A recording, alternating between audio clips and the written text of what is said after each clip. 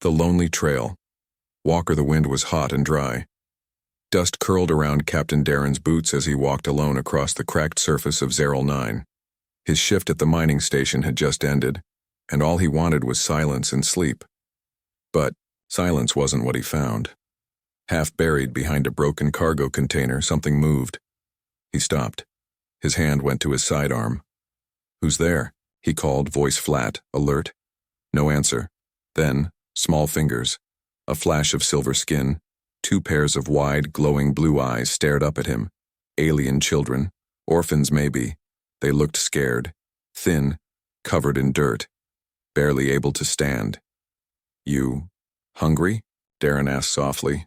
They didn't understand his words, but they understood the way he sat down, took off his pack and handed them his emergency ration bar. They blinked. The younger one reached forward slowly, trembling. A bite. Then another. And tears. Soft, silent tears. Darren sat there, watching. Heart heavy. How long had they been out here? No parents. No protection. Just 2 little beings trying to survive in a wasteland built for machines and miners. He knew he should report them. But he didn't. Instead, he shared his water too. They didn't speak. Not his language. Not any common one. But when the older child reached out and touched his shoulder, something passed between them. Warm, electric, deep, a connection. Something ancient stirred. Darren felt it. He didn't understand it, but he felt it. As night fell, he built a small campfire. The kids huddled close, finally falling asleep beside him. He stayed awake, eyes on the stars. He thought it was just kindness.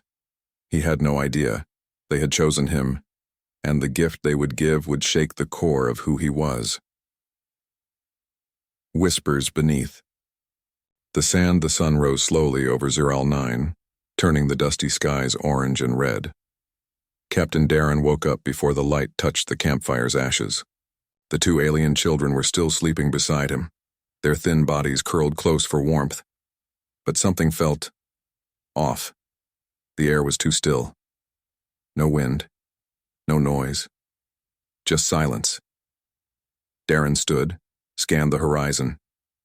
Mining droids usually buzzed in the distance by now, early in the cycle. But today, nothing. He bent down and gently shook the older child awake. "Hey, time to go. We can't stay out here long." The child's eyes opened, glowing soft blue again. But this time, when she looked at him, there was something strange, something knowing, like she had seen him in her dreams. The younger one stirred too. He coughed, then clutched his chest.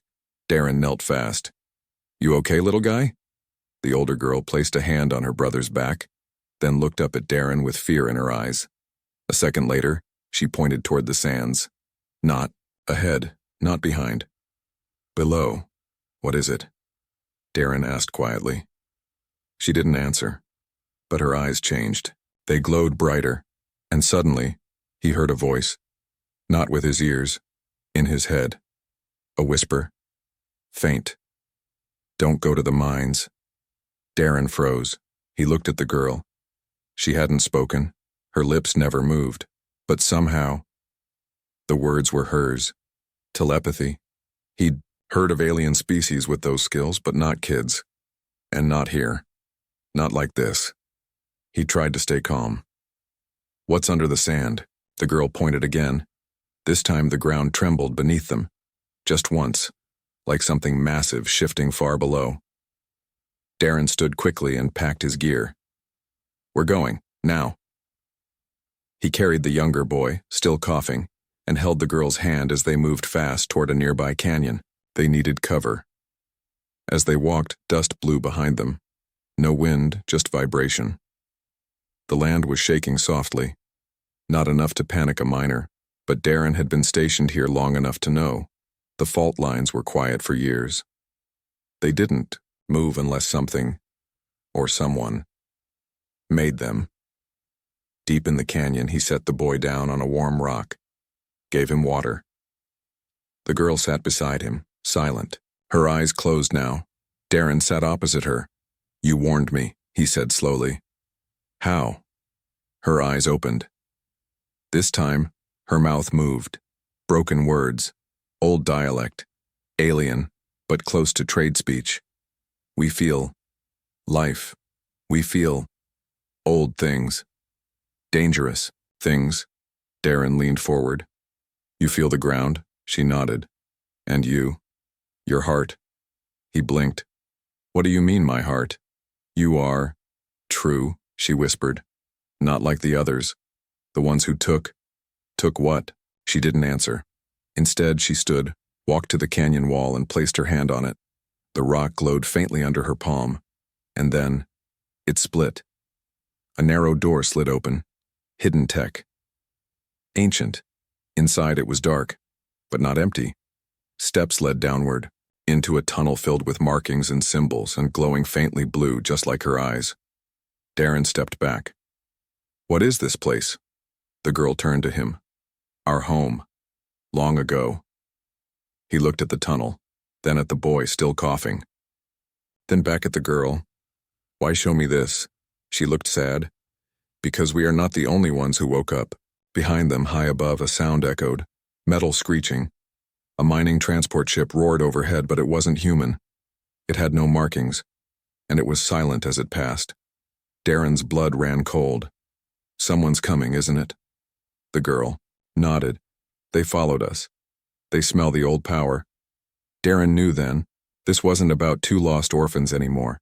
This was a war that hadn't started yet, and these two children were its beginning or its end. The vault of echoes, the stone door behind them closed with a soft thud, locking out the light and the danger above. Captain Darren's boots echoed as he stepped into the tunnel, his flashlight cutting a beam through the heavy shadows. The girl walked ahead without fear. The little boy clung to Darren's arm, eyes wide, silent now but breathing more calmly in the cool underground air. The walls glowed with soft, shifting light. Strange symbols pulsed in patterns like heartbeat rhythms. The air felt alive. What is this place? Darren whispered. The girl stopped. Our ancestors called it Kilarna. It means deep memory. He looked closer at the walls, each symbol moving, changing as if it recognized him. This is a machine? He asked. She shook her head. This is a soul.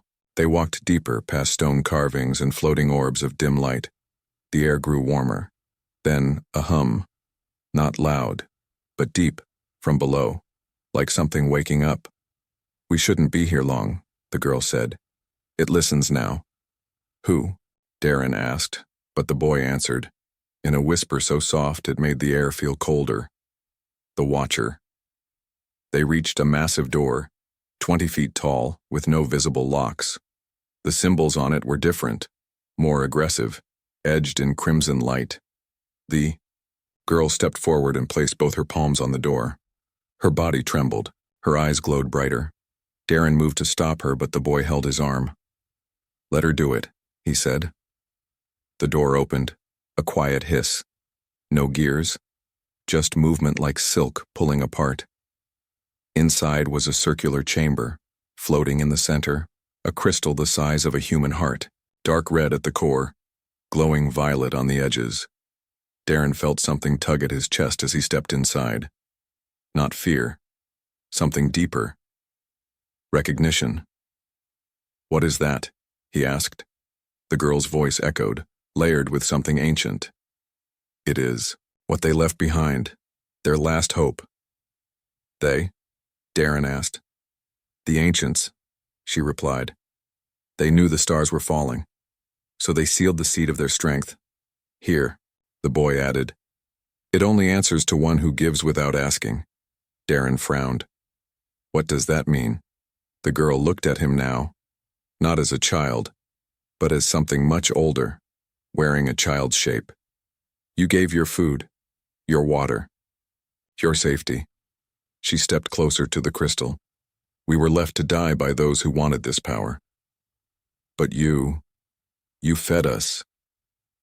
Because you needed help, he said simply. The girl smiled, sad but kind. And now you are part of the memory. The crystal pulsed, A light shot out straight into Darren's chest. He gasped. Not in pain. In vision, he saw stars. Then, fire. A war between light and shadow, across 1,000 systems. Giants of gold and void clashing in silence. Then, 2 children, fleeing. A hand, a blade, a betrayal. And then, him, his face, holding a ration bar. The vision ended. Darren fell to his knees. What was that? He asked, voice shaking. The girl touched his shoulder. The crystal saw your truth. It chose you, for what? To be the bearer of what? A sound cracked through the chamber, a warning tone. Loud, vibrating everything around them. The boy pointed up. They found us. Darren stood fast, grabbing the boy and pulling the girl toward the door. Who found us? Raiders, the girl said. Scavengers of the old world. They tracked the energy spike. They ran back through the tunnel, lights flashing red now, the warm glow turning cold and sharp. Above them, explosions. The outer stone groaned. They reached the first chamber, and saw shadowy figures dropping in through ropes and anti-grav hooks. Black armor, no insignias. Mercs, pirates. Hunters. They want the crystal, the boy said. They want you now. Darren didn't wait. He pulled out his pistol and fired the first warning shot, straight into the rock, making it shatter. The mercs paused, then returned fire. Energy blasts tore through the air. Darren covered the children, shielding them as they ran back through the narrow passage. A blast hit the wall behind him, throwing heat and sparks. He fired back, 2 clean shots. One of the mercs dropped. Go! He shouted.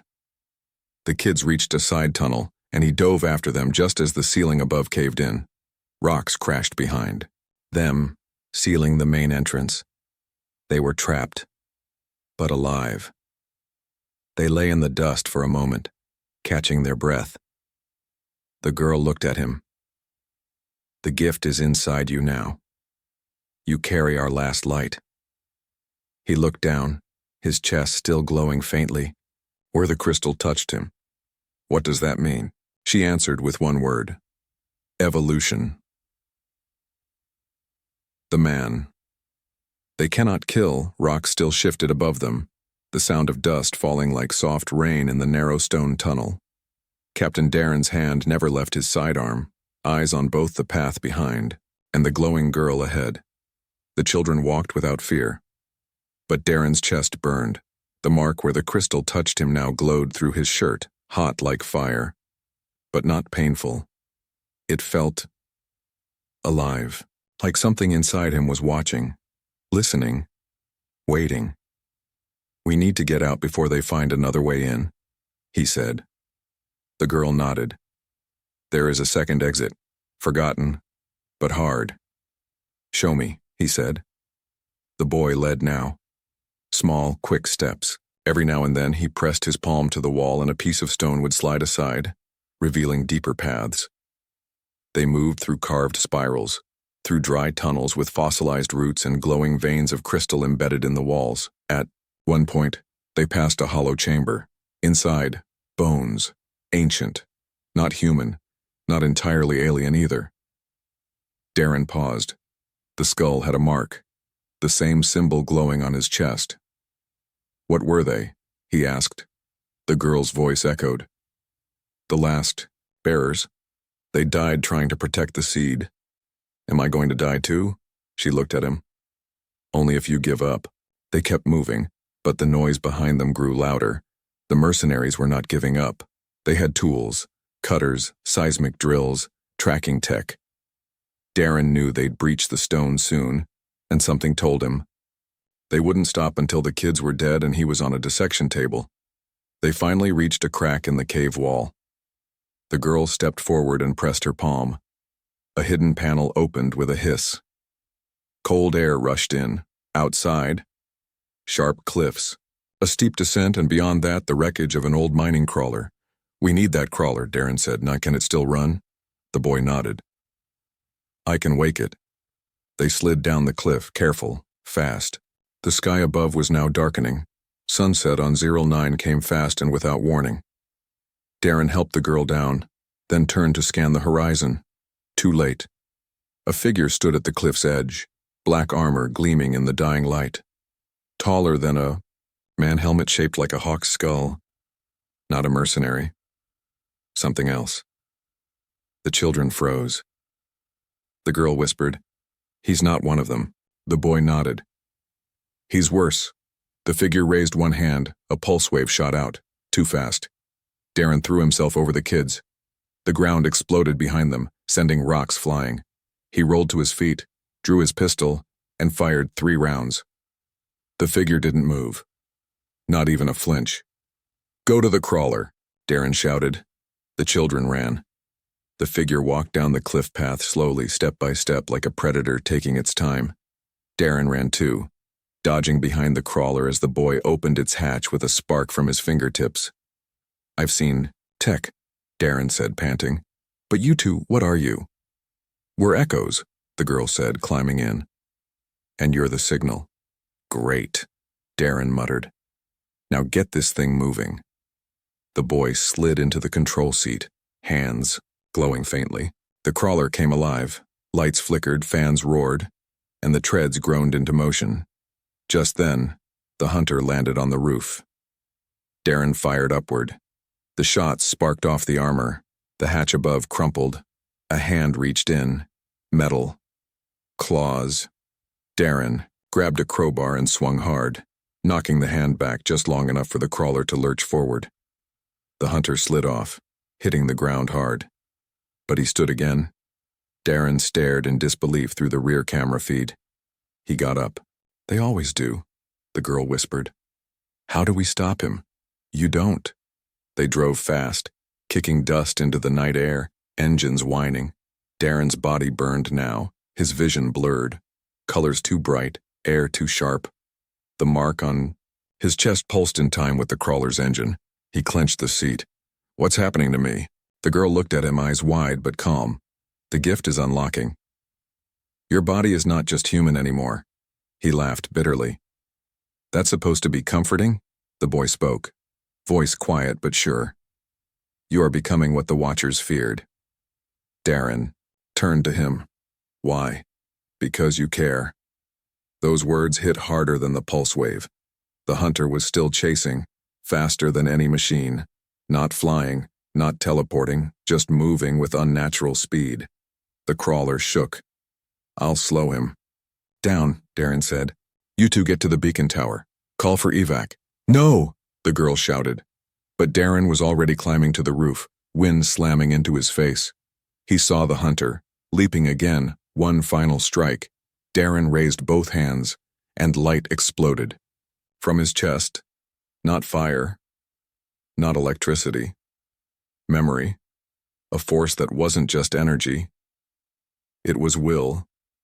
The hunter stopped midair, frozen, then thrown back, hard, into the desert.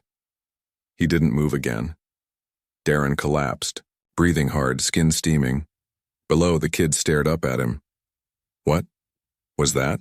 he asked. The girl answered softly. "You used it." "Used what?" "Hope. The signal. That shouldn't exist." The crawler stopped at the edge of the old beacon tower, abandoned, half buried in sand, leaning like it was too tired to stand. Darren could barely walk. His chest still glowed under his shirt. The energy now, quieter, but heavier, like it was waiting for something. The girl helped him down. "Rest," she said. "No time," Darren answered. "Get that signal out." The boy was already inside the tower, climbing old metal stairs and pulling broken panels open. The beacon had not worked in years, but he didn't use tools. He used light. His fingers glowed with the same energy as the crystal, pulsing through wires, waking the silent circuits. The air above the tower shimmered. A low hum began. Darren sat against the wall, breathing hard. "What's happening to me?" he asked the girl beside him. "Your cells are changing," she said. "The gift rewrites your story." He looked at her. "Why me? I'm just a man." "Not just," she said softly. You gave without knowing who we were, without asking. Why? The ancients called that the true key. Darren chuckled weakly. Then maybe they were just desperate. She didn't smile. They were dying, she said. But they still believed in something pure, something simple. They believed someone would come, someone like you. Inside the tower, the beacon signal broke through the sky, coated waves of light and memory bouncing off satellites and fractured relays. The boy locked it in, twisted one final wire, and stepped back. It's out, he said. Someone will hear us, but someone else had already heard. Above them, a ship, black, silent. No lights, not military, not pirate. Worse, the ones who created the hunter, the girl said, her voice tight. They're here. They always follow the echo. Darren stood. Pain flashed in his bones, but something held him up. The mark on his chest began to glow again, brighter now, pulsing in time with the beacon. Then, a voice. From the sky. A voice that didn't sound alive. Return the signal bearer, or be erased. Darren looked up. They're talking about me. The girl nodded. You're the last signal, the final spark. They want it dead. Why? She walked to the base of the tower and placed her hand on a circular stone embedded in the floor. A hologram exploded from it. Stars, maps, then war, whole planets swallowed by void, figures in black armor moving like shadows. Hunters, hundreds, and always. The crystal. The ancients weren't just scientists, the girl said. They were guardians of memory. They stored everything. History, dreams, pain, love.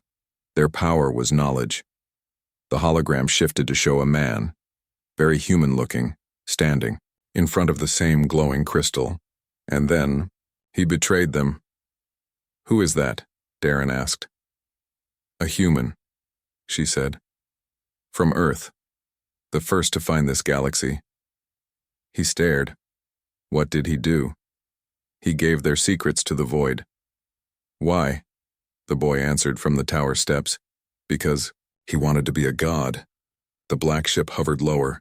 Something inside it charged. A cannon. Energy spike. Massive. Get down, Darren shouted. The beam fired but didn't hit them. It hit the tower's shadow and erased it. Not burned, not broken. Erased, as if it never existed. The girl's voice shook. They're using time erasure weapons. The kind that removes memory itself. What do we do? Darren asked. The boy stepped down holding a cracked panel. We wake the echo fully. How? The girl turned to Darren. You have to remember. Remember what? Who you were. Before fear. Before the war. Before you forgot what it means to be human. Darren laughed bitterly. That was a long time ago.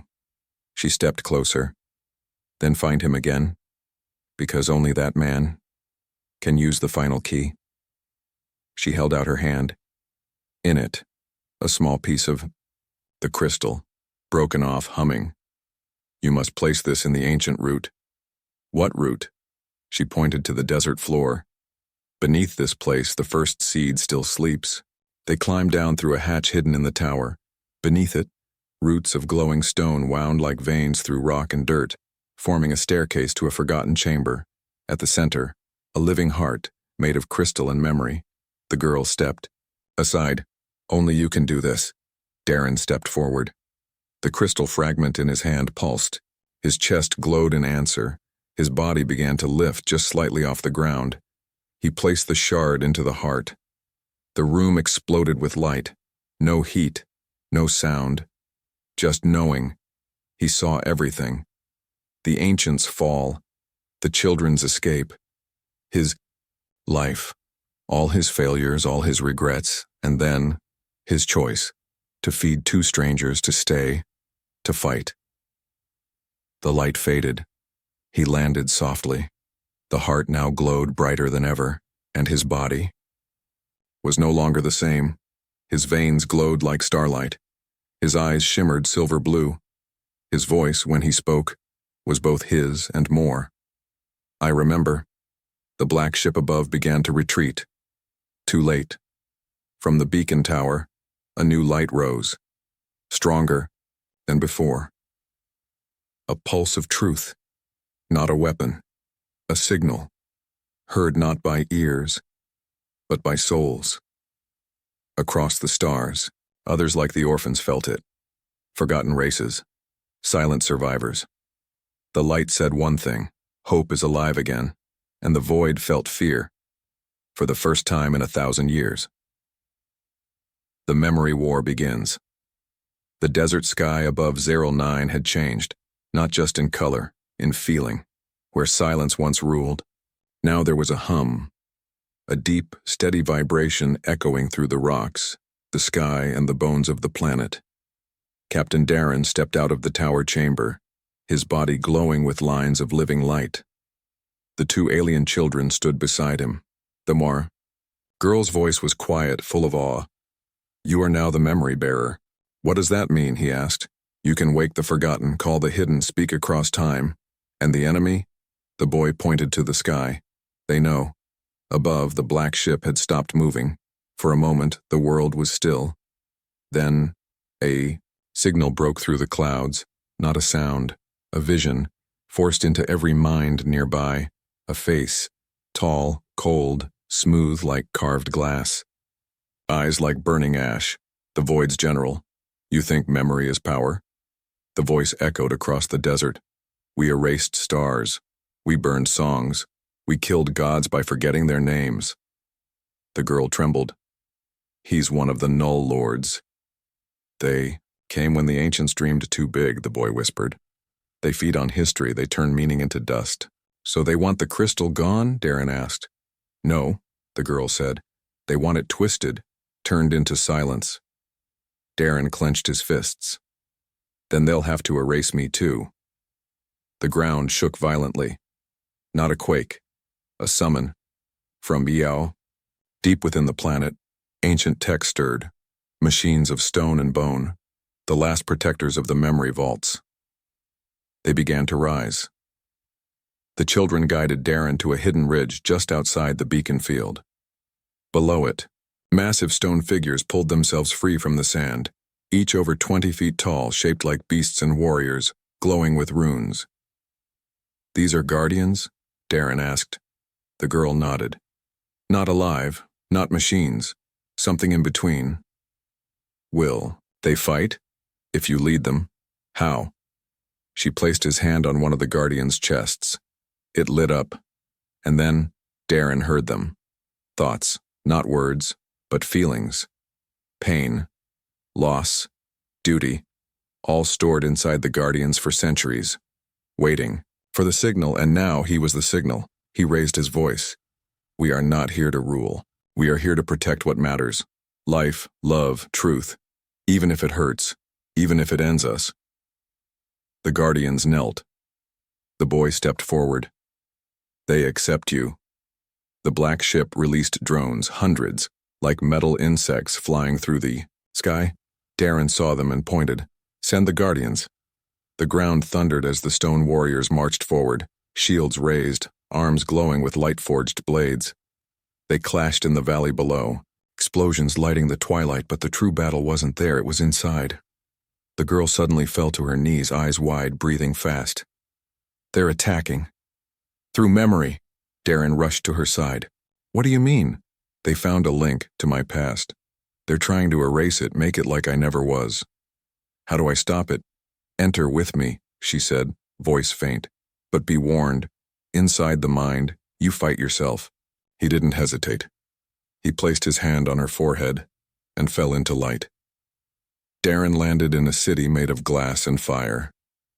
The sky was cracked like a mirror. The buildings changed shape every time he blinked. A memory storm. He saw the girl. Alone, younger, crying beside a crater. Then, shadows surrounding her. Null agents. They stabbed the scene with dark rods, memory erasers. Each stab deleted a piece of her. Her name, her song, her first laugh. "No," Darren shouted, charging forward. He tackled one shadow and touched the rod. It burned, but his mark flared and the memory returned. A flash. Her and her brother building shapes in the sand, laughing in alien words. The memory exploded like a star, blinding the shadows. More came. But Darren fought them, not with fists, but with stories. He remembered her, how she smiled when he gave food, how she warned him without words, how she trusted him in the dark. Each memory became a shield, a weapon, and slowly, the erasers broke, the city of fire faded, and the girl stood whole again. "You brought me back," she whispered. He smiled, tired. "You weren't gone." They woke. The battle outside was still raging, but the sky had changed again. Ships were arriving, not enemy, others, alien vessels, sleek, graceful, ancient-looking, each carrying survivors who had once hidden their songs in fear. Now they answered. "The call. How did they know?" Darren asked. The boy smiled. "You remembered them." The enemy ship began to rise again, but this time slower, weaker. The general's voice returned, cracked and desperate. "You can't win. Time eats all things." Darren looked up at the sky and said, "Maybe. But we don't forget what we love." Then he raised his hand, and the memory pulse hit. Across the battlefield, across the stars. He shared it. The children laughing, the ration bar, the first campfire. The bond, the hope. The black ship shuddered, its armor split, its lights dimmed. And then it vanished, not exploded, just gone, like a nightmare that didn't survive the morning. The battle ended in silence. The Guardians returned to the ground. The sky was clear. But Darren knew. It wasn't over. Not yet. The girl looked at him. "You gave us a voice again." The boy nodded. "But more will come." "Let them," Darren said.